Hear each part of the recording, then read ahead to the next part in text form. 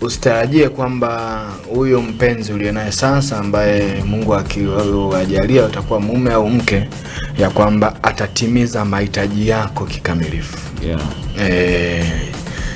Atatimiza mahitaji yako, unatakiwa kutarajia hivyo, kwa sababu ukiamini kwamba hatatimiza matarajio yako hauwezi kuolewa naye au hauwezi kuoa.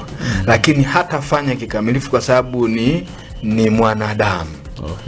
Una mahitaji ya kihisia, ya kiuchumi, ya kiroho na mengine. Lakini nimalize kwa kusema, unapowaza kuingia kwenye ndoa, waza wewe kwenda kumhudumia mwenzio. Usiwaze kwenda kuhudumiwa. Hii ni kwa wote. Mwanamke waza kwenda, nataka nikamfanye mume wangu afurahie kunioa. Na wewe mume waza kwamba ninaenda kwenye ndoa nikamfanye mwanamke wangu afurahie ndoa. Ukienda wewe kufurahishwa, tayari umeshaanza kutengeneza chumba cha maumivu kikubwa mno. Kwa hiyo waza kwenda wewe kuwajibika. Haijalishi mwenzangu atafanya majukumu yake au hatafanya.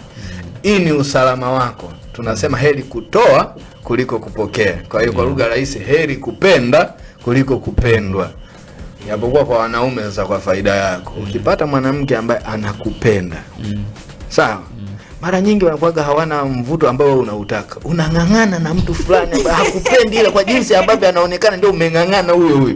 Lakini kuna mtu mmoja ana sura personal tu lakini anakuelewa, anakupenda. Mheshimu sana huyo. Na ikiwa kama ni ushauri wangu nakwambia oa huyo.